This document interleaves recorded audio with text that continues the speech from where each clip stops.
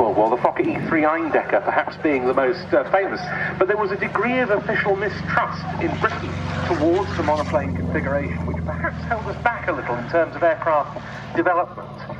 So now if you look in front, you can see taking off is the P-47 Thunderbolt. We are moving into one of our very special sequences, I think, that we had lined up for you this afternoon. It was, in fact, and here's the Mustang as well, from our commentary position.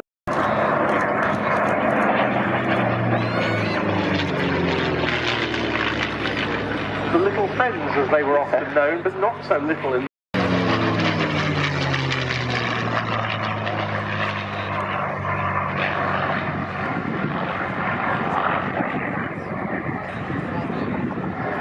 sometimes the early marks of Mustang don't quite receive the press they should. Originally with a different engine, didn't quite live up to expectations in the dogfight high altitude role, but was certainly a handful at low level. It was, of course, when the airframe met the Merlin, the Packard Merlin, the licence-built version, that the aircraft really delivered on its potential.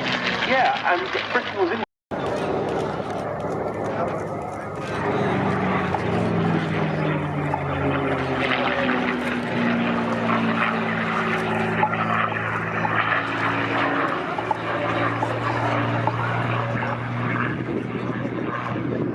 You're quite right to say that those Allison-engined examples were outstanding at low level, and they were still being used in Germany and back to the UK. And that, as you mentioned, was the game changer.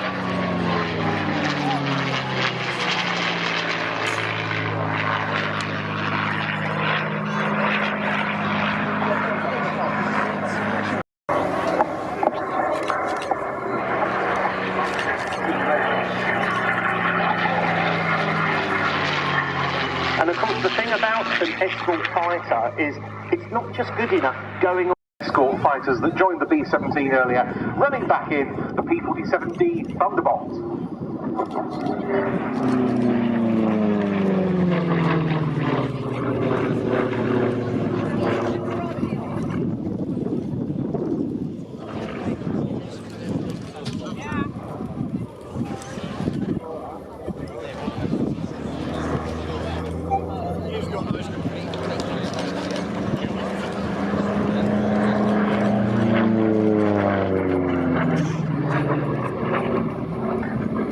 Now this, to some of you, might not, but this P-47D model really showed all its attributes to good effect.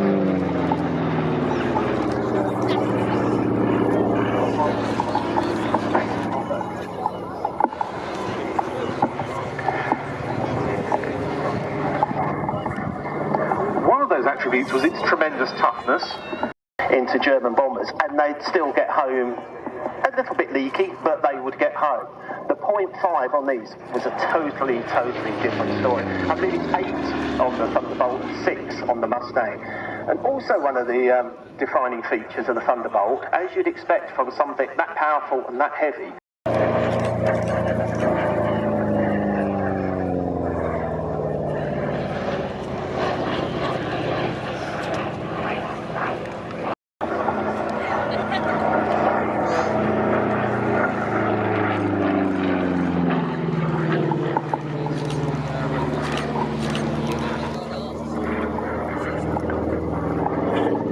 in the escort role, the priority task is to protect the bombers, not necessarily to shoot the enemy down.